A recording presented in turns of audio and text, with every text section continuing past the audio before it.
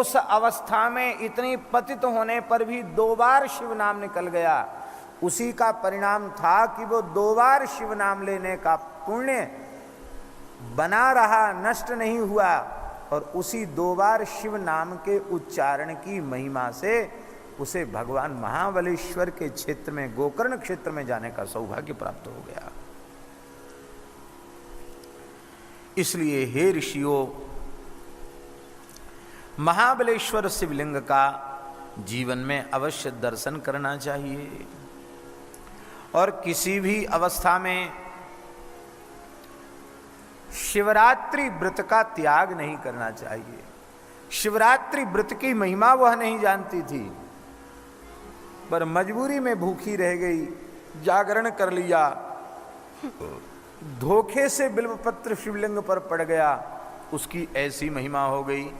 तो जो श्रद्धा पूर्वक सविधि शिवरात्रि व्रत करते हैं, नित्य प्रति भगवान शिव को जल चढ़ाते हैं, बिल्वपत्र अर्पित करते हैं, उनका तो कहना ही क्या है। मित्र सह का भी चरित्र आया और उत्तर दिशा में अनेक शिवलिंगों का स्मरण करने के बाद यहां लिखा है कि गोकर्ण में स्नान करके चंद्रभाल का पूजन करके शिवलोक प्राप्त करता है। मिश्रिक, ये मिश्रिक जो है उत्तर प्रदेश में सीतापुर जनपद में नैमिषारण्य क्षेत्र में मिश्रिक है, जहां दधीची के महाभिषेक के लिए संपूर्ण तीर्थों का जल मिश्रित हो गया था, इसलिए उस तीर्थ का नाम मिश्रित हुआ और वर्तमान में उस मिश्रित तीर्थ को ही अपभ्रंश में मिश्रिक कहते हैं। वहाँ श्री दाधीच नामक भगवान शिव विराजमान हैं। दधीची महर्षि ने उनको विराजमान किया था। दधीचेश्वर शिवलिंग का पूजन नैमिष क्षेत्र में जाकर अवश्य करना चाहिए। बोलो दधीचेश्वर महादेव की जय। हमारे पूज्य गुरुदेव का प्राकट्य उसी मिश्रिक क्षेत्र के निकट कुर्सी गांव में कान्यकुब्ज विप्र परिवार में, एक पवित्र त्रिपाठी विप्र परिवार में उनका जन्म श्री गोमती नदी के तट पर हुआ था। बड़ा पवित्र क्षेत्र है वो। नैमिषारण्य में भगवान शिव भूतनाथ के रूप से विराजमान हैं। उनके दर्शन से तद्दर्शनात् पूजनाच जनानाम पापिनाम अपि भुक्ति मुक्तिश्च तेषां तु परित्रेह मुनीश्वरा। उन्हीं भूतनाथ भगवान को ऋषीश्वर कहते हैं। ऋषियों ने उनको वहां विराजमान किया है। देवप्रयाग तीर्थ में भगवान शिव ललितेश्वर के रूप से विराजमान है। बोलो ललितेश्वर महादेव की। नयपालाख्यपुर्यांतु प्रसिद्धायां महीतले लिंगम पशुपति शाख्यम सर्वकाम फलप्रदम शिरोभागस्वरूपेण शिवलिंगम तदस्ति तत्कथां वर्णयिष्यामि केदारेश्वर वर्णने। पृथ्वी पर नेपाल नामक पुरी में क्षेत्र में भगवान पशुपतिनाथ विराजमान हैं। पशुपतीश्वर संपूर्ण कामनाओं को पूर्ण करने वाले हैं। भगवान केदारनाथ हिमालय में पृष्ठभाग है और उनका शिरोभाग पशुपतिनाथ है। इसलिए पशुपतिनाथ जी का दर्शन कर लेने पर ही और केदारनाथ जी का दर्शन पूर्ण माना जाता है। बोलो पशुपतिनाथ भगवान की जय। श्री केदारनाथ भगवान की जय। नेपाल क्षेत्र में ही भगवान शिव मुक्तिनाथ नाम से विराजमान हैं। बोलो मुक्तिनाथ भगवान की जय। दर्शना दर्शना तस्य भुक्तिर्मुक्तिश्च लभ्यते। दर्शन और अर्चन से भुक्ति मुक्ति प्राप्त होती है। 12 योजन की भूमि मुक्ति भूमि कही गई है। वहाँ के जितने पर्वत हैं वो सब दिव्य हैं। उनको नारायण स्वरूप शालिग्राम स्वरूप माना गया है। महाक्षेत्रा वसुंधरा। श्री हाटकेश्वर भगवान का स्मरण ऋषियों ने किया है। मूल शिवलिंग हाटकेश्वर, वे तो पाताल में विराजमान हैं, दैत्य उनकी पूजा करते हैं। बोलो हाटकेश्वर भगवान की जय। अंधकेश्वर भगवान शिवलिंग का बड़ा सुंदर वर्णन है। ये पूर्वी समुद्र में, समुद्र की ओर ये विराजमान हैं। भगवान ने भगवती पराम्बा श्री पार्वती जी की परीक्षा लेने के लिए बटुक ब्रह्मचारी रूप में आकर उन्हें दर्शन दिया था, उनके प्रेम की परीक्षा ली थी। बोलो भक्तवत्सल भगवान की जय।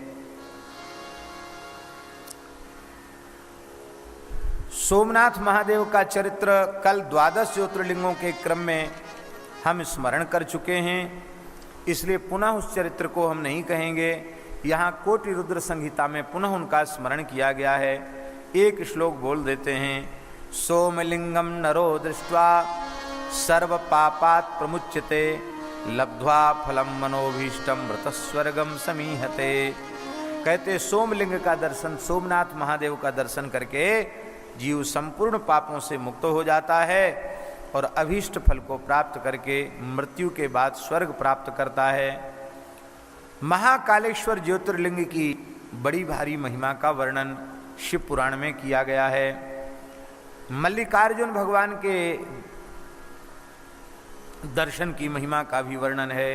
मल्लिकार्जुन ज्योतिर्लिंग का चरित्र हम कल कह चुके हैं। 12 ज्योतिर्लिंगों के क्रम में श्री कार्तिकेय जी महाराज रूस कर चले गए थे। गणेश जी का ब्याह हो गया और 2 बालक भी हो गए और ये पृथ्वी की परिक्रमा करके लौटे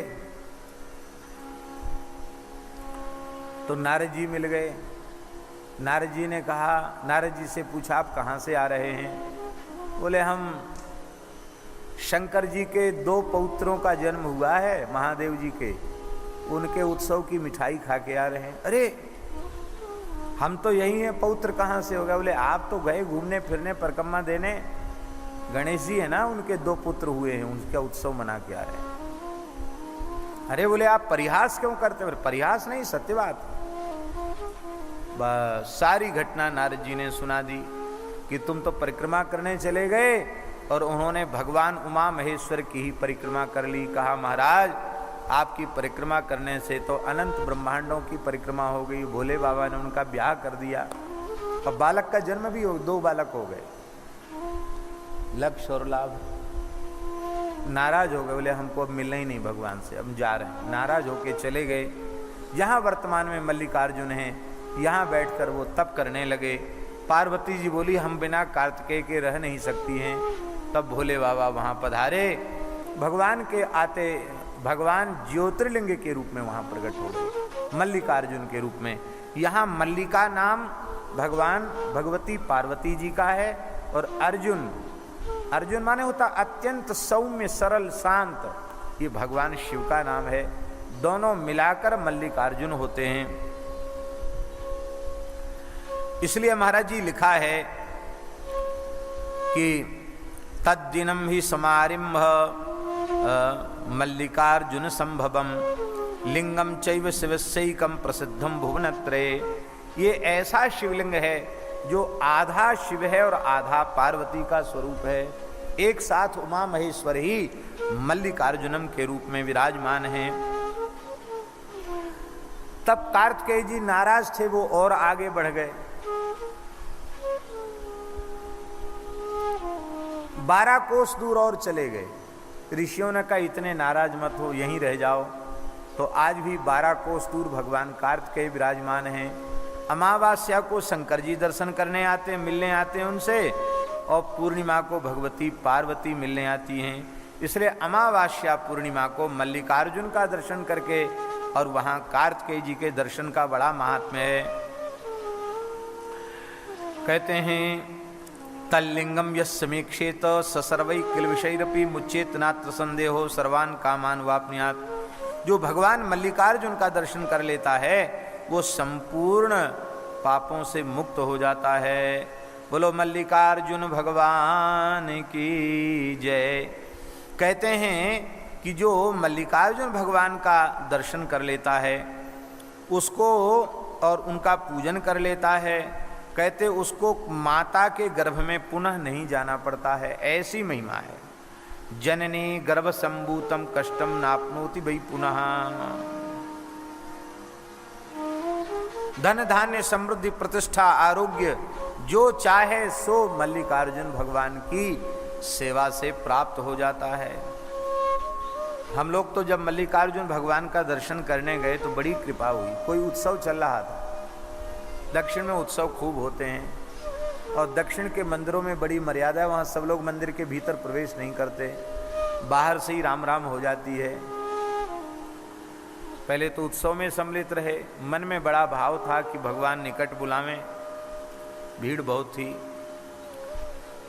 भोले बाबा की कृपा समझो, एक अर्चक महानुभाव आए, बोले स्वामी जी कहाँ से? वृंदावन से।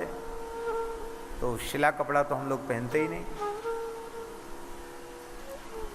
तुरंत बोले आप और एक दो संत जा सकते हैं, कोई बात नहीं। उन लोगों के साथ चले गए भीतर। अब वहाँ पूजा क्या करें, जल तो था नहीं, क्यों इतनी भीड़ में वो था, वो यहाँ जल चढ़ता नहीं, भीतर जा नहीं सकते। वो ठाकुर जी की बड़ी लीला है। वृंदावन की ठाकुर जी की जो गैया हैं उनका सुंदर घी, एक कमंडल भर के घी था। वो घी तो इसलिए था कि हवन करना तो घी और बाहर का तो घी तेल लेना नहीं है।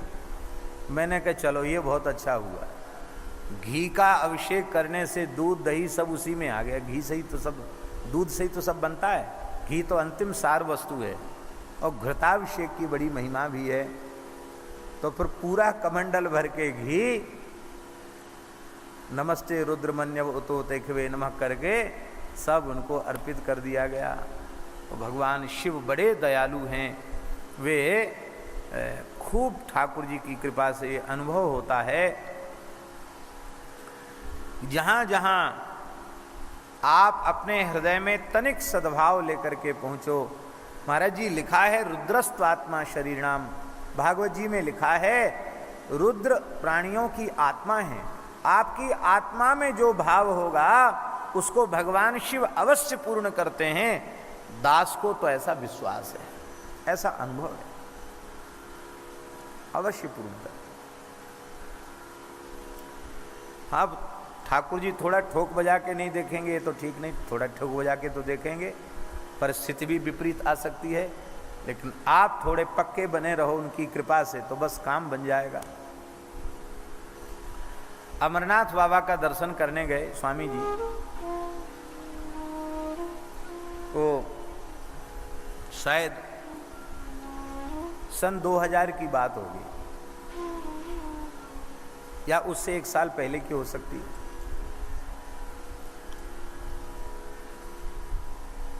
बड़ी कठिनाई से तो पैदल चल चल के गए और जैसे ही वहां पहुंच गए, उस दिन सावन का पहला सोमवार था,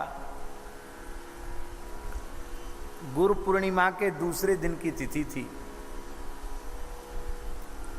उसी दिन सावन आरंभ भी था और सोमवार भी था।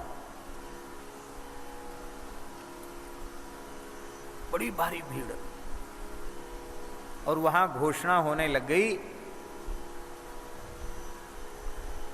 कि यहां टापू पर भीड़ अधिक हो गई है, वापस हो जाओ, वापस हो। जबरदस्ती पुलिस सबको वापस करने लगी। हमारे साथ जो लोग थे सब परेशान तो थे ही, पानी ऊपर से गिर रहा था, ठंड तो वहाँ खूब है ही है, सब ठिठुर रहे थे। हमने कहा भाई अब मरना हो चाहे जीना हो, हम तो अब यहाँ आ गए, अब नीचे उतर जाएंगे तो लौट के द्वारा आएंगे नहीं, और द्वारा यहाँ आवें इसमें बड़ी कठिनाई, इसलिए मरें चाहे जिए भगवान के भरोसे छोड़ के आप लोग चले जाइए। हम तो यहीं, हम नहीं जाएंगे, पक्का निश्चय हम नहीं जाएंगे।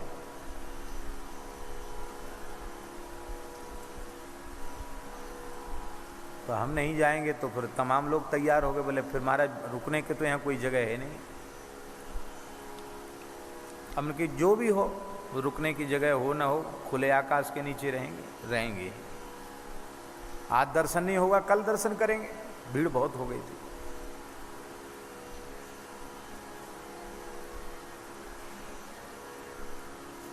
साथ के एक मूर्ति ने एक तंबू वाले से बात की, रावटी वाले से, छोटी रावटी होती वहाँ।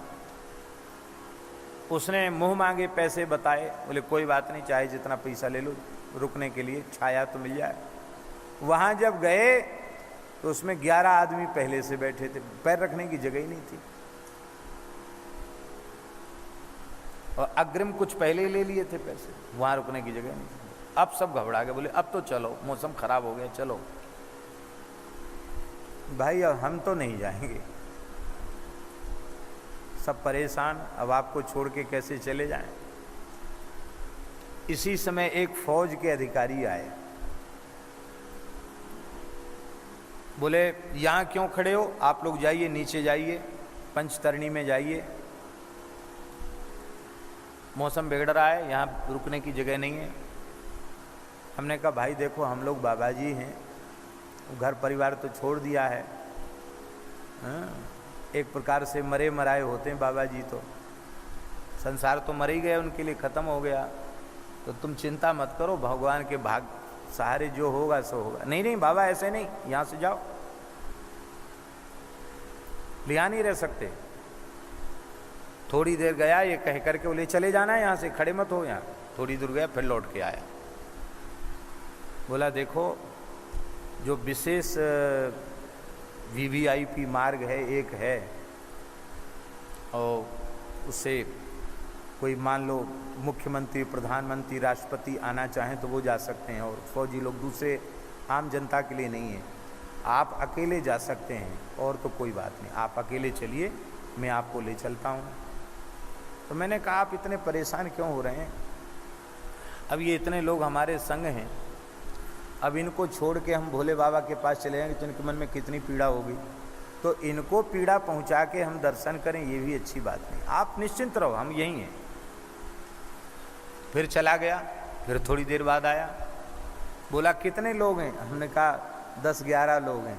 बोले देखो उससे फिर एक मूर्ति ज़्यादा चलेगा नहीं, कि अलग से ले गया, और महाराज जी ले गए गुफा में, लगभग आधा घंटे रुके, जहाँ लोग कई कई घंटे लाइन में लगने के बाद 1 मिनट तो बहुत है, 2-4 सेकंड के बाद हाथ पकड़ के बाहर वहाँ भीतर बिठा दिया, लगभग आधा घंटे पवित्र गुफा में बैठने का। ये क्या है, ये क्या कोई सिफारिश नहीं, कोई जान पहचान नहीं, ये क्या है, यह केवल और केवल भगवान शिव का अनुग्रह।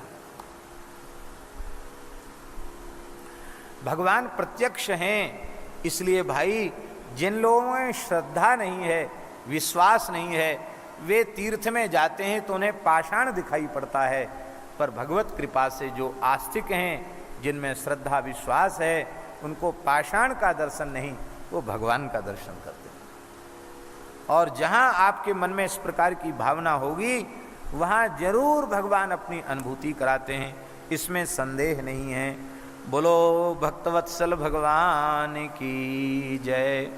ज्योतिर्लिंगम द्वितीयं च प्रोक्तम मल्लिक संगीतम, दर्शनात् सर्व सुखदम कथितम लोक हेतवे।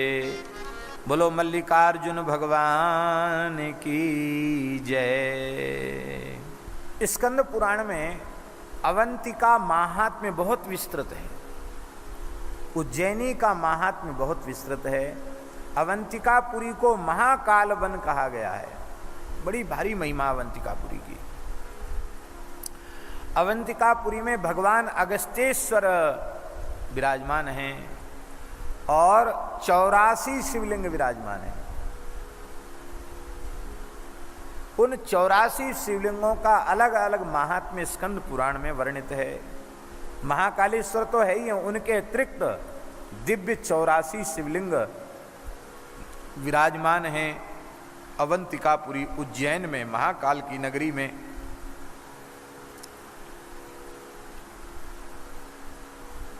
एक विलक्षण चरित्र श्री सूत जी महाराज वर्णन कर रहे हैं उज्जैनी का। अवंतिकापुरी में एक वैदिक अनुष्ठान में लगे हुए अग्निहोत्री त्रिकाल संध्योपासन करने वाले एक पवित्र ब्राह्मण निवास करते थे। महान अग्निहोत्री थे और निरंतर भगवान शिव की पूजा में संलग्न रहते थे। प्रतिदिन मृत्तिका के शिवलिंग बना करके वे पार्थिव पूजन किया करते थे। उनके 4 पुत्र थे और वे चारों पुत्र शिव पूजा रता नित्यम पितरो रनवमा सदा। वो सदा माता पिता की आज्ञा मानने वाले थे, शिव पूजा में लगे रहने वाले थे। उनमें सबसे बड़े का नाम था देवप्रिय, दूसरे का नाम था प्रिय मेधा, तीसरे का नाम था सुकृत और चौथे का नाम था सुव्रत। ये 4 पुत्र उन ब्राह्मण देवता के थे। बड़े पवित्र ब्राह्मण थे। उसी काल में एक विलक्षण घटना घटी। रत्नमाला पर्वत पर एक दूषण नाम का बड़ा भयंकर असुर निवास करता था। ये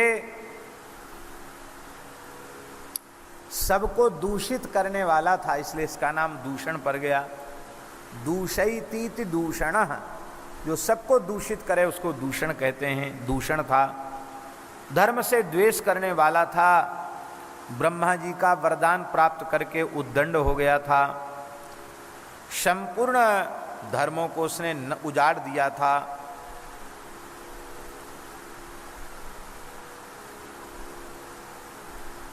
जब उसने सुना कि अवंतिकापुरी उज्जैनीपुरी ऐसी नगरी है जहां वैदिक धर्म का पालन हो रहा है, अग्निहोत्री ब्राह्मण वहां निवास करते हैं, तो वह अत्यंत क्रुद्ध हो गया और बड़ी भारी सेना लेकर के और ब्राह्मणों की नगरी जो उज्जैनी है वहां आकर उसने पूरी नगरी को घेर लिया और अपनी सेना को आदेश दे दिया कि इनको बोल दो, इन ब्राह्मणों को, कि यदि ये शिव धर्म का त्याग करें, शिव पूजा का त्याग करें, धर्म का त्याग करें तो ही जीवित रह सकते हैं। ब्राह्मणोचित तिलक आदि का त्याग, धर्म का त्याग, संध्या अग्निहोत्र आदि का त्याग करें तो रह सकते हैं, अन्यथा सबको मरना पड़ेगा। ब्राह्मणों को भय नहीं हुआ। नगरी के लोग व्याकुल हो रहे थे। ब्राह्मणों ने कहा कि अरे भाई, सामान्य किसी प्रतिष्ठित व्यक्ति का, लोक में जिसको कोई बड़ा अधिकार प्राप्त है, उसका आश्रय लेने वाला निर्भय रहता है, तो साक्षात महाकाल भगवान का हमने आश्रय लिया है। महाकाल की नगरी में हम लोग रहते हैं, तो भला भगवान शिव का आश्रय क्या कमजोर आश्रय है जो असुर हमारा कुछ बिगाड़ेंगे? जो होना सो हो, हम अपने स्वभाव का त्याग नहीं कर सकते। अब तो महाराज जब यह बात उस असुर के दूतों को ब्राह्मणों ने कह दी, तो उस दुष्टात्मा दूषण असुर ने प्रवेश किया और उन ब्राह्मणों को वो मारना ही चाहता था।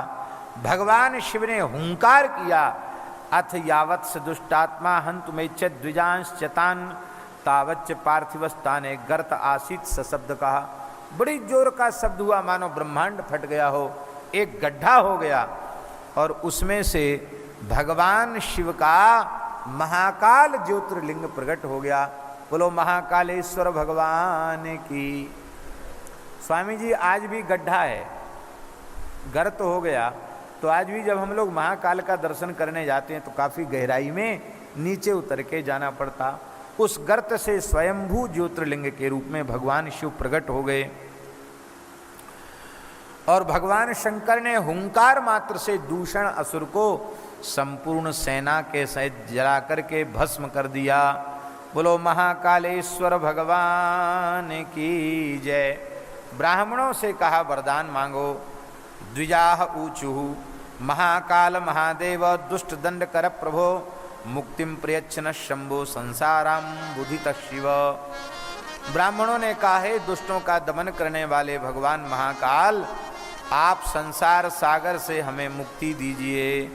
और भगवान आप सदा सर्वदा इस लिंग के रूप में यहाँ विराजें और अपने दर्शन करने वालों को जन्म मृत्यु के चक्र से मुक्त करें। भगवान शंकर ने एवमस्तु कहा। इसलिए आदि शंकराचार्य भगवान ने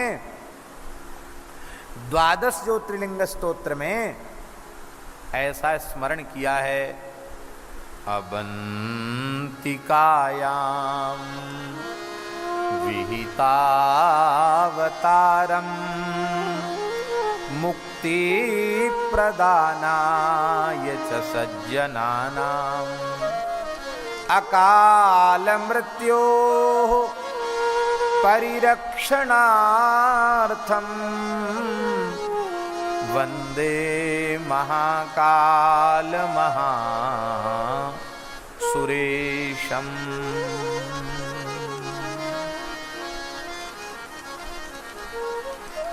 तीन शिवलिंगों की बड़ी महिमा है।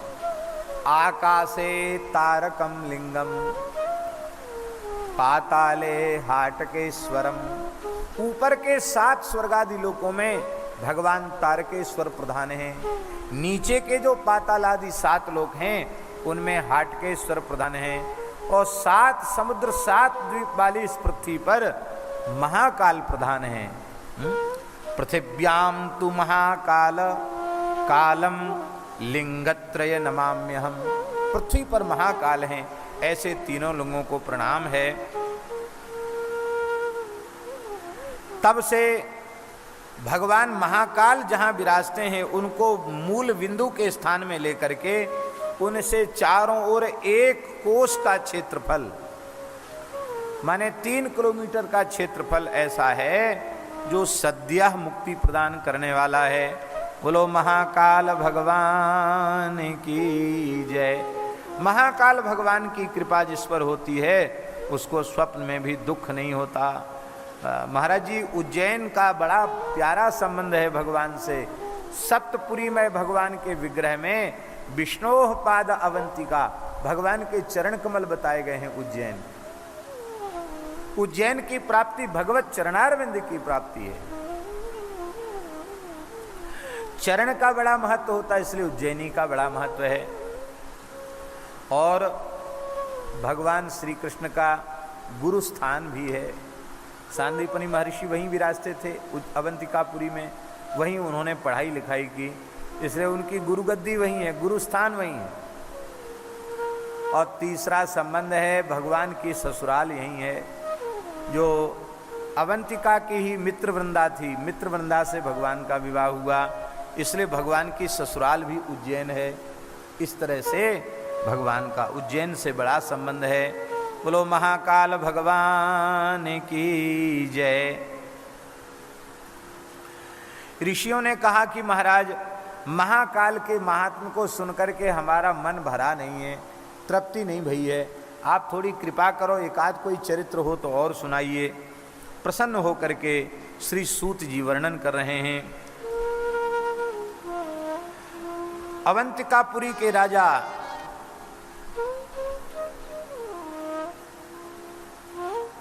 का मित्र भगवान शिव के गणों में जो मणिभद्र नामक गण हैं, वो वहाँ के अवंतिकापुरी के राजा के मित्र थे।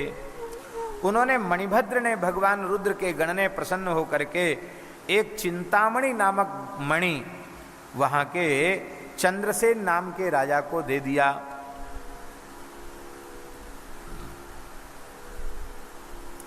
महाराज जी, उस मणि का क्या महात्म्य था। तस्य कांति तलस्पृष्टम कांस्यम ताम्रमयस्त्रपु पाषाणादिक मन्यद्वा द्रुतुम भवति हाटकम। महाराज जी, उसका बड़ा भारी महत्व था कि उस चंद्रकांत मणि, उसकी कांति का स्पर्श होते ही कांसा, तामा, लोहा, सीसा, पत्थर, कोई चीज पर कांति उसकी पड़ जाए वो तत्काल शुद्ध स्वर्ण बन जाता था। ऐसी अद्भुत वो मणि थी। उस मणि के प्रभाव से चंद्रसेन महाराज पर बड़ा भारी वैभव था। वे अनन्य शिव भक्त थे, निरंतर महाराजोपचारों से भगवान शिव का पूजन किया करते थे। कई बार कोई मूल्यवान वस्तु ही प्राणों के लिए विपत्ति बनकर आ जाती है। सारी धरती के राजाओं में प्रसिद्धि हो गई कि अवंतिका नरेश चंद्रसेन के पास तो दिव्य मणि है, उस मणि को छीन लो। सब राजा, सैकड़ों राजा सेना लेकर एक साथ लड़ने के लिए आ गए। पूरा नगर घेर लिया गया। चंद्रसेन ने अपने मंत्रियों को पूछा। मंत्रियों ने कहा, महाराज हम लोगों की सेना इतनी नहीं है कि हम शत्रु सेना से मुकाबला कर सकें। बहुत अधिक सेना का समुद्र ही मानो उमड़ करके उज्जैन के चारों ओर आ गया है। अब तो भगवान महाकाल ही हम सबकी रक्षा कर सकते हैं। ऐसा विचार करके तमेव शरणम राजा महाकालेश्वरमेव, राजा चंद्रसेन अपनी प्रजा के सहित महाकालेश्वर भगवान शिव की शरण हो गए। ब्राह्मणों ने मंत्रोच्चार किया और 2 दिन 2 रात्रि तक लगातार भगवान महाकाल का अभिषेक चला। सब विपत्ति तो सभी पर थी, सब संकट में थे, अपने अपने ढंग से सब उपासना कर रहे थे। प्राण तो सबको प्यारे होते हैं। उसी समय एक ग्वालिन दूध दही बेचने के लिए महाकाल के निकट, महाकाल की नगरी में आ गई थी। वो ग्वालिन बेचारी विधवा थी, उसके पति की मृत्यु हो गई थी। एक पुत्र था, वो भी 5 वर्ष का था। जब वहां आई तो उसने देखा कि महाराज महाकाल का पूजन कर रहे हैं। वो पूजन का दर्शन करके लौट के घर आ गई। वहीं उज्जैन में रहती थी। तो उसके पुत्र ने, जो केवल अभी 5 वर्ष का था, उस पुत्र ने प्रेम से एक पाषाण उठा लाया, एक शिला उठा लाया और शिला उठा करके वो गंध, अब और बेचारे के पास पूजन की कोई सामग्री तो थी नहीं, ऐसी थोड़ी मिट्टी घोल करके चंदन के रूप में लगा दी। उस बेचारे को यह भी ज्ञान नहीं था कि बिल्व पत्र किसको कहते हैं। वो तो यही समझता था हरा हरा पत्ता। कुछ पत्ती तोड़कर शंकर जी को चढ़ा दी और प्रेम से भगवान शिव शिव शिव शिव जप करता हुआ पूजन करने लग गया। प्रेम में विह्वल हो गया वो बालक। उसकी माता ने सोचा कि बालक कहाँ गया। खोजते हुए, माता खोजते हुए आई तो देखा कि बालक तो एक शिला को रख करके आंख मूंद के ध्यान में बैठा है। कहा, बेटा देखो भूख लगी होगी, भोजन कर लो। पर बालक ने सुना नहीं। जब हाथ पकड़ करके खींचा और क्रोध पूर्वक मारा तो भी बालक उठा नहीं। पिटाई भी कर दिया, हाथ पकड़ के खींचा फिर भी नहीं गया। तब उसकी माता क्रोध में भर गई और माता ने शिवलिंग को पूजा की सामग्री के सहित उठा के फेंक दिया।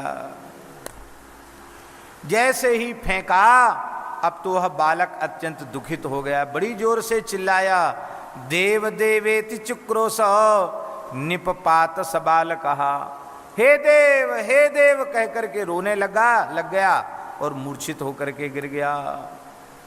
महाराज जी, भगवान शिव तो भाव के भूखे हैं। वो 5 वर्ष का छोटा सा बालक रो रहा है, देव देव कह करके रो रहा है। भगवान शिव ने कृपा करके महाकाल का सुंदर रत्नों से जटित मंदिर प्रकट हो गया। पहले महाकाल का केवल शिवलिंग ही था, उस बालक ने अनुग्रह किया और एक दिव्य स्वर्ण मंदिर प्रकट हो गया। सोने का मंदिर है, सोने के किवाड़ लगे हैं, इंद्रनील मणि और हीरे की वेदी बनी हुई है।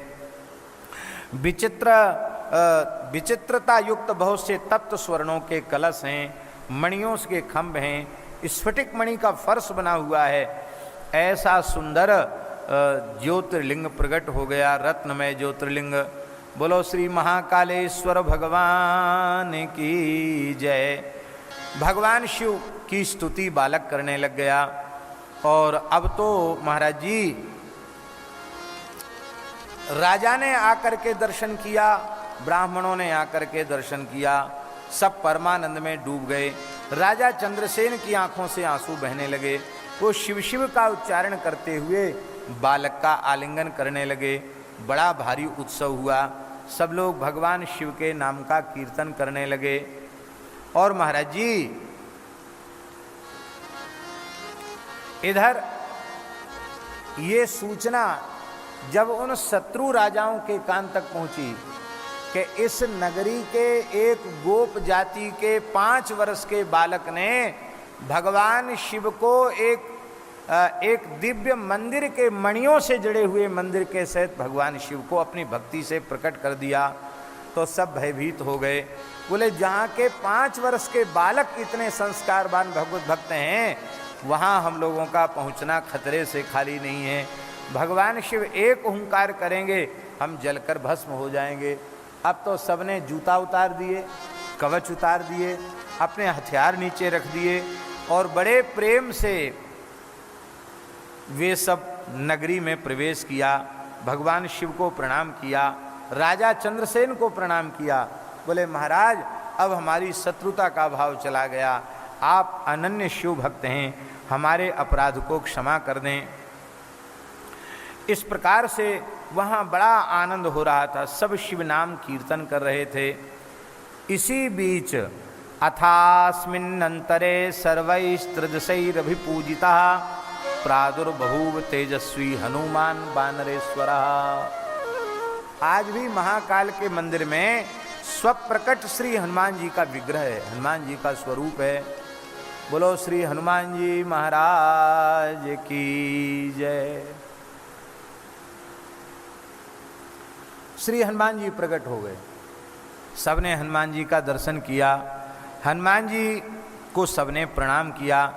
हनुमान जी गए और उस 5 वर्ष के गोप बालक को हनुमान जी ने हृदय से लगाया, अपनी गोद में बिठाया और बोले देखो श्री हनुमान उवाच सर्वे शृण्वन्तु भद्रं वो राजानो ये च देहिना ऋतेशमं नान्यतमो गतिरस्ति शरीरिणाम। हनुमान जी महाराज ने कहा देखो राजाओ, आप लोग ध्यान से सुनो और दूसरे लोग भी ध्यान लगा करके सुनो। जितने देहधारी प्राणी हैं उनके लिए भगवान शिव के अतिरिक्त कोई आश्रय नहीं है, शरणदाता भगवान शिव ही हैं। देखो इस गोप बालक को न तो आचार विचार मालूम है, न मंत्र मालूम है, न पूजा की विधि मालूम है, न पूजा की सामग्री इसके पास, लेकिन इसके भोले भाव पर भगवान शिव रीझ गए और प्रकट होकर के दर्शन दे दिया। भगवान के प्राण प्यारे भक्त श्री हनुमान जी ने उस गोप बालक के मस्तक पर अपना हाथ पधराया और कहा कि ये श्रेष्ठ भक्त गोपों की कीर्ति को बढ़ाने वाला होगा, अंत में ये मोक्ष को प्राप्त होगा। इसी गोप के 8वीं पीढ़ी में श्री नंदराय जी प्रकट होंगे। भगवान हनुमान जी ने आशीर्वाद दिया। अस्य वंशेष्टमे भावी नंदो नाम महायशा प्राप्स्यते तस्य पुत्रत्वं कृष्णो नारायण स्वयं। इसके 8वें पीढ़ी में, इस गोप बालक की 8वीं पीढ़ी में श्री नंद बाबा जन्म लेंगे, जिनके पुत्र साक्षात परब्रह्म परमात्मा नारायण श्री कृष्ण जिनके पुत्र होंगे। इस गोप बालक ने सबको सुखी कर दिया, सबको श्री संपन्न बना दिया, इसलिए आज से इस गोप बालक का नाम श्रीकर होगा। तो इस श्रीकर की ही 8वीं पीढ़ी में नंद बाबा का जन्म हुआ है। ये कितनी अद्भुत बात है। और श्री हनुमान जी वहाँ विराजमान हो गए। आज भी हनुमान जी का विग्रह महाकालेश्वर में हनुमान जी का प्राचीन स्वरूप विराजमान है। बोलो श्री हनुमान जी महाराज की जय। इस प्रकार से महाकालेश्वर के बड़े अद्भुत चरित्र हैं। ओंकारेश्वर ज्योतिर्लिंग के प्रादुर्भाव की महिमा हम कल कह चुके हैं। य एवं पूजयेत् शंभुं मातृगर्भं बसे नहीं यदष्टम यदभीष्टम फलम तच्च प्राप्नुयान्न संशया। ओंकारेश्वर शिवलिंग का दर्शन करने से भी मातृगर्भ में प्रवेश नहीं होता।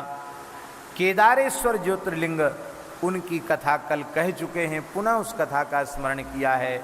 नर नारायण भगवान ने तप करके ज्योतिर्लिंग के रूप में भगवान शिव को प्रकट किया है। बोलो केदारनाथ भगवान की जय। भीम शंकर ज्योतिर्लिंग के प्राकट्य की कथा आप कल सुन चुके हैं, उनकी पुनः कथा का वर्णन किया गया है। बोलो भीम शंकर भगवान की। काशीपुरी का अवतरण शंकर जी ने स्वयं पंचक्रोशात्मिका काशी को अपने संकल्प से प्रकट किया। भगवान शिव ने कहा हम काशी छोड़कर कहीं नहीं जाएंगे, इसलिए भगवान शिव का नाम अभिमुक्त हुआ, अभिमुक्तेश्वर भगवान का नाम हुआ। काशी की बड़ी भारी महिमा है। काशी में भगवान शिव कैसे पधारे, इसका भी बड़ा सुंदर वर्णन है। श्री स्कंद पुराण में तो काशी महात्म्य बड़ा अद्भुत है। भगवान शिव का काशी से कितना प्रेम है उसका वर्णन है। बोलो काशी विश्वनाथ भगवान की जय। काशी में मरने वाले जीव मोक्ष को प्राप्त करते हैं। त्र्यंबकेश्वर ज्योतिर्लिंग उनका भी वर्णन है, और कैसे गोदावरी गंगा प्रकट हुई इनका भी वर्णन किया गया है।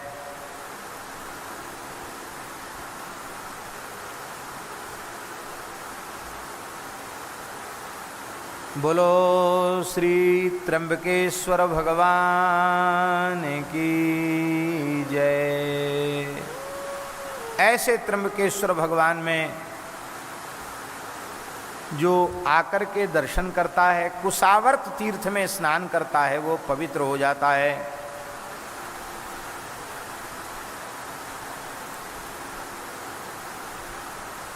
वैद्यनाथ भगवान का भी स्मरण यहाँ किया गया है, और लिखा है कि वैद्यनाथ भगवान का दर्शन करके भुक्ति मुक्ति सब कुछ प्राप्त हो जाती है। बोलो वैद्यनाथ भगवान की जय। जय जय श्री राधे। दारुकावन में सुप्रिय वैश्य की रक्षा करने के लिए भगवान नागेश्वर महादेव के रूप से प्रकट हुए। बोलो नागेश्वर भगवान की जय।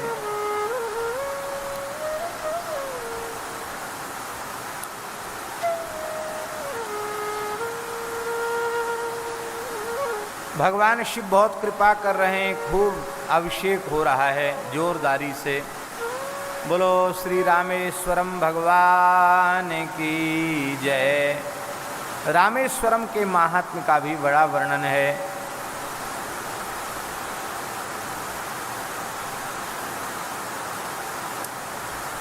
यहाँ एक बड़ी सुंदर बात है। भगवान श्री राम ने रामेश्वरम का पूजन करके कहा, स्वामिन् शंभो महादेवा सर्वदा भक्तवत्सला पाहि मां शरणापन्नं त्वद्भक्तं दीनमानसम् एतज्जलमगाधं च वारिधिर्भवतारण रावणाख्यो महावीरो राक्षसो बलवत्तरः। हे भक्तवत्सल, मैं आपकी शरण में हूँ, आप हमारी रक्षा कीजिए। हे भगवान, दो समस्याएं हमारे सामने हैं। एक समस्या तो ये है कि समुद्र पार कैसे किया जाए। दूसरी समस्या ये है कि त्रिलोक विजयी रावण, उससे ये बंदरों की सेना कैसे मुकाबला करेगी। और भगवान, हमें पक्का पता है कि रावण आपका अनन्य भक्त है और मैं भी आपका भक्त हूँ, तो ऐसा मत करना कि उसके पक्ष में चले जाओ आप। हाँ, हमारा थोड़ा ध्यान बना के रखना। राम जी ने कहा, क्योंकि आप भक्त वत्सल हो ना, कहीं रावण के पक्ष में चले गए तो गड़बड़ हो जाएगी। आप तो हमारे ही पक्ष में रहना। विचार्ये त्वया कार्य पक्षपात सवा सदाशिव। हे सदाशिव, आप हमारा पक्षपात करना। महाराज जी जैसे ही कहा, भगवान शंकर प्रसन्न हो गए। सांगः सपरिवारश्च ज्योतिरूपो महेश्वरः यथोक्त रूपममलं कृत्वा विरभवद्रुतम्। उसी समय भगवान शिव ज्योतिर्लिंग से अपने परिकर के सहित भगवान रामेश्वर प्रकट हो गए और भगवान शिव ने राम जी को हृदय से लगाया। परस्पर मिले स्तुति विधाम कृता प्रणमति शिवम मुदा, स्तुति किया, प्रणाम किया, प्रार्थना किया है। और भगवान शिव ने जयो सुते महाराज प्रीत्या स पुनरब्रवीत, भगवान शिव ने प्रसन्न होकर कहा राम जी से, राम जी आपकी जय हो, आपकी विजय हो। मैंने आशीर्वाद दे दिया कि आपकी विजय हो जाएगी। वो महान भोग और मोक्ष को देने वाले, भक्तों की कामनाओं को पूर्ण करने वाले रामेश्वरम भगवान हैं। महाराज जी पद्म पुराण में लिखा, 12 शिव पुराण में लिखा है, दिव्य गंगा जले नैवा स्नापेष्यति यशिवम रामेश्वरम च सद्भक्त्या सजीवन मुक्त एव ही। जो दिव्य गंगा जल से भगवान रामेश्वरम को स्नान कराएगा वो जीते जी मुक्त हो जाएगा। जे गंगा जल आन चढ़ावई ते सायोज्य मुक्ति नर पावई, ते सायोज्य मुक्ति नर पावई, ते सायोज्य मुक्ति नर पावई। रामेश्वरम को जल चढ़ाने का जो नियम है वो इस प्रकार का है। सबसे पहले गंगा जी जाना। उत्तम पक्ष तो यह है कि पैदल गंगा जी जाए, पैदल ही जल चढ़ावे, लेकिन उतना संभव न होवे तो कोई बात नहीं है। गंगा जी पर जाकर पहले गंगा जी का पूजन करे, गंगा जी से प्रार्थना करे कि हम आपके पवित्र जल को रामेश्वरम अर्पित करने के लिए ले जा रहे हैं। और महाराज जी जल को लेकर के जाए, नर्मदा जी को बचा करके जाए। नर्मदा जी को लांग करके जो जल चढ़ता है वो मान्य नहीं होता है, नर्मदा जी को बचा करके। इसलिए हमारे क्षेत्र से तो जो लोग जाते हैं गंगोत्री से गंगा जल लेकर के आते हैं और वहाँ से आकर के पहले उत्कल एक्सप्रेस है हमारे यहाँ, उत्कल एक्सप्रेस में बैठ करके चले जाते हैं जगन्नाथपुरी। उत्कल एक्सप्रेस ऐसे घूम घूम के जाती है कि वो नर्मदा जी को पार नहीं करती, नर्मदा जी दूर रह जाती है। और जगन्नाथपुरी से फिर ट्रेन में बैठते हैं तो रामेश्वरम पहुंच जाते, कहीं बीच में नर्मदा जी नहीं आती हैं। और इस तरह से जा कर के वहाँ जल चढ़ाया जाता है। बहुत से लोग कहते भीतर तो घुसने नहीं देते, जल कहाँ चढ़ा। अरे भाई जल चढ़ने से प्रयोजन है, आपके सामने पुजारी लेकर आपका जल भगवान को अर्पित कर देते हैं। इसलिए सर्वोत्तम पक्ष ये है कि मंदिरों में शास्त्र विधि से पूजन हो और सभी लोग दर्शन करें। दर्शन में किसी को मनाही नहीं है, और आप जो भी पवित्र वस्तु लाए हैं वो भगवान को अर्पित की जाए तो मंदिर में सबको दर्शन भी हो जाए। दर्शन भी नहीं हो पाता धक्का मुक्की में। अब शिवरात्रि जैसे पर शंकर जी का दर्शन नहीं हो पाता। कैसे? वो तो कांच में उनका समाधि लगा के बैठे हैं, पूरा ढेर हो गया कांच का बेलपत्र का। अब वो हाथ से तो उठाया नहीं जाता, फिर वो औजार से उठाया जाता है, उसमें भी शंकर जी को चोट लग जाती होगी। ये सब विचार हम लोग नहीं करते हैं। बोलो भक्तवत्सल भगवान की जय। बोलो घुस्मेश्वर महादेव की जय। महाराष्ट्र में घुस्मेश्वर ज्योतिर्लिंग का भी बड़ा सुंदर महात्म्य है। घुस्मा के द्वारा प्रकट भगवान शिव घुस्मेश्वर ज्योतिर्लिंग के रूप में विराजमान हैं। बोलो भक्तवत्सल भगवान की जय। भगवान नारायण ने असुरों की रक्षा की सामर्थ्य प्राप्त करने के लिए तपस्या की। भगवान शिव को 1000 कमल चढ़ाए। भगवान शिव ने 1000 कमलों में से एक कमल चुरा लिया। भगवान ने अपने ही नेत्र को जैसे ही अर्पित करना चाहा, भगवान शिव प्रकट हो गए, हाथ पकड़ लिया, बोले हे नारायण, आप तो मेरे परम प्राण प्रिय हैं, आप मेरे हृदय हैं, आपकी भक्ति को देखकर मैं द्रवित हो गया। भगवान शिव ही चक्र रूप में परिणित हो गए और आत्मस्वरूप चक्र उन्होंने दैत्यों के संहार के लिए प्रदान कर दिया। इस घटना को शिवपुराण में तो वर्णन स्थान है ही है, इस लीला का पुष्पदंताचार्य जी ने भी वर्णन किया है। हरिस्ते साहस्रम कमल बलि माधाय पदयोर यदो कोने तस्मिन् निजमुदहरन् नेत्र कमलं गतो भक्त्युद्रेकः परिणितमसौ चक्र बपुषा त्रयाणां रक्षायै त्रिपुरहर जागर्ति जगताम। भगवान विष्णु ने शिव सहस्त्र नाम का उच्चारण किया है। ये शिव सहस्त्र नाम बड़ा अद्भुत है। शिवो हरो मृडो रुद्रः पुष्करः पुष्पलोचनः अर्थिगम्यः सदाचारः सर्वः शर्वः शंभुर्महेश्वरः इत्यादि प्रकार से भगवान के 1000 नामों का स्मरण किया गया है। पातकों का, महापातकों का वर्णन किया गया है और संपूर्ण पापों से मुक्ति का उपाय है भगवान शिव की उपासना। बोलो भक्तवत्सल भगवान की जय। नरक की भयंकर यातना का भी वर्णन किया गया है। इस नरक की यातना से बचने के लिए व्यक्ति को श्रद्धा पूर्वक धर्म का आचरण करना चाहिए, तभी वो इस भयंकर यातना से बच सकता है। बोलो भक्तवत्सल भगवान की जय। श्री राम जय जय राम, श्री राम जय राम, जय जय राम, श्री राम जय राम, जय जय राम, श्री राम जय राम, जय राम जय जय राम, श्री राम जय राम, जय जय राम, श्री राम जय राम, जय जय राम। उमा संगीता में भगवती उमा का बड़ा अद्भुत चरित्र है। कैसे भगवती उमा ने ही महिषासुर के अत्याचार से पीड़ित देवताओं की रक्षा के लिए महालक्ष्मी द्वारा और महिषासुर का वध किया। बोलो महिषासुर मर्दनी भगवती महालक्ष्मी माता की जय।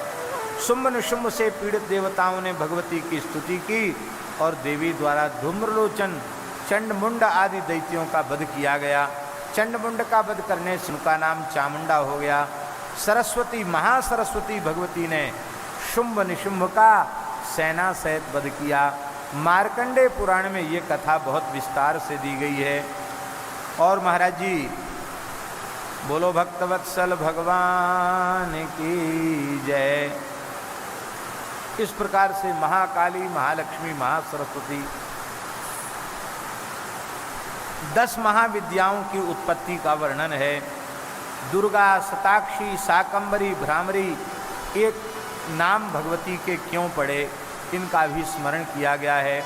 भगवती के मंदिर निर्माण, प्रतिमा स्थापन की बड़ी भारी महिमा का वर्णन किया गया है। बोलो भक्तवत्सल भगवान की जय। चैत्र शुक्ल तृतीया को जो भवानी व्रत करता है, वो चैत्र शुक्ल तृतीयायाम यो भवानी व्रतम चरेत भवबंध विनिर्मुक्ता प्राप्नुयात परमं पदम, वो परम पद को प्राप्त कर लेता है। बोलो भक्तवत्सल भगवान की जय। प्रणवोपासना की विधि का वर्णन है। संन्यास ग्रहण किस करने की विधि का वर्णन है। सूत जी काशी में आए, काशी में, और कार्तिकेय भगवान ने प्रणव की जिज्ञासा वामदेव जी से की, उसका वर्णन है। संन्यास का अंगभूत जो नांदी श्राद्ध आदि है, उसका वर्णन है। संन्यास की विधि का वर्णन है। बोलो भक्तवत्सल भगवान की जय। श्री उमा महेश्वर भगवान की जय। कैसे सन्यासी को विरजा होम करना चाहिए, प्राजापत्येष्टि करनी चाहिए, और कैसे अपने आप में अग्नियों को आरोपित करना चाहिए, इसका भी वर्णन है।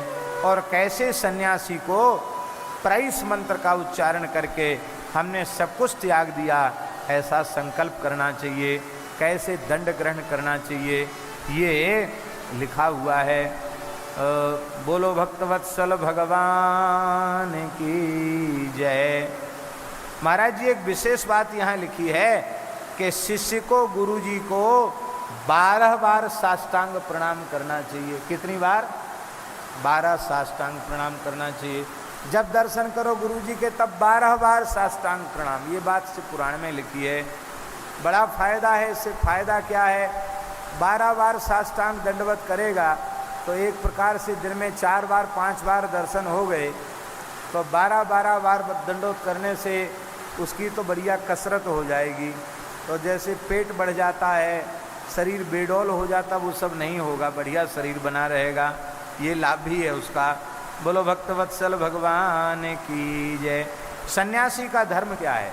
सन्यासी का धर्म है को दीक्षा लेने के बाद गुरुजी की आज्ञा से ही सब कुछ करे, बिना उनकी आज्ञा के कुछ न करे, उनकी आज्ञा लेकर के ही कार्य करे। स्फटिक लिंग की पूजा की बड़ी भारी महिमा है। और प्रतिज्ञा करे कि बिना भगवान के पूजन के हम अन्य जल कुछ भी ग्रहण नहीं करेंगे। बोलो शंकर भगवान की जय। जय जय श्री राधे श्याम। इस प्रकार से बड़ा सुंदर यहाँ वर्णन किया गया है। अद्वैत शैववाद और सृष्टि प्रक्रिया कैसे बनी, इसका भी वर्णन है। कैसे शिष्य बनाना चाहिए, इसका भी वर्णन है। बोलो भक्तवत्सल भगवान की जय। मुहूर्त देखना चाहिए, ये भी वर्णन है।